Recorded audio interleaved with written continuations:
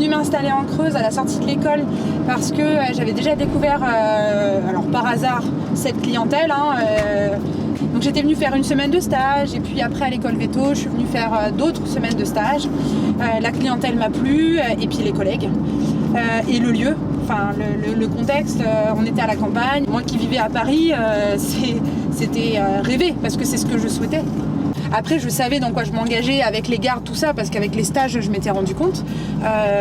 Mais j'ai un petit garçon, j'ai une maison, ma jument est dans un champ, je la monte entre midi et 2 si je suis pas de garde et que j'ai envie de la monter. Et quand même un cadre de vie, une qualité de vie qui est déjà plus difficile à avoir en ville. Alors, l'arrivée du docteur Ronzeau nous a permis d'apporter un petit peu de fraîcheur dans le cabinet. Parce que la jeunesse apporte forcément des nouvelles idées, donc un renouveau, ça permet aussi à tout le monde de se remettre en question.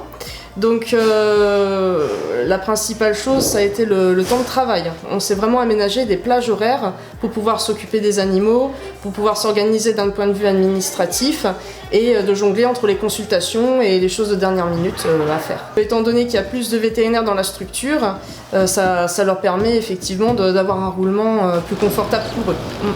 En rural, c'est des gens qu'on voit plus régulièrement. C'est des gens qu'on voit dans des moments qui ne sont pas forcément faciles. Ça tisse des liens. C'est des gens qu'on côtoie, on connaît leur famille, on connaît leurs parents. Notre vétérinaire, on travaille forcément en confiance avec lui.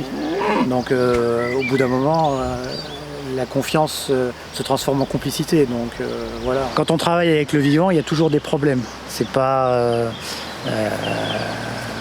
une science exacte. Il y a toujours des problèmes et l'éleveur tout seul ne peut pas gérer ces problèmes. Il est obligé de se faire aider par un vétérinaire. On a besoin de médicaments, on a besoin de conseils, on a besoin d'auscultation. Je suis très content de mon vétérinaire et bien évidemment, je n'imagine pas la vie sans elle. Bonjour. Alors c'est les vaccins comme tous les ans. Comme tous les ans. Ouais. C'est parti. Qui est le plus courageux? On commence par qui? Oh, toi, hein. Bah oui.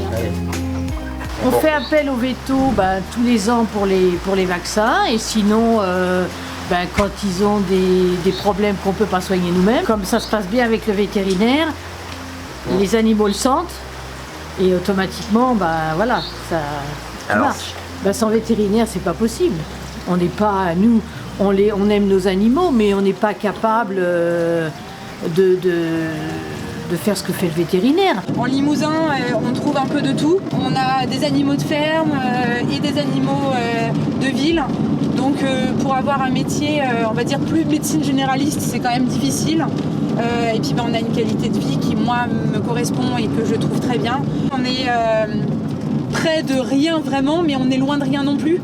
4 heures pour aller à la mer ou l'océan. On a le ski pas loin, Paris 3 heures de route, Bordeaux 3 heures, Lyon 3 heures.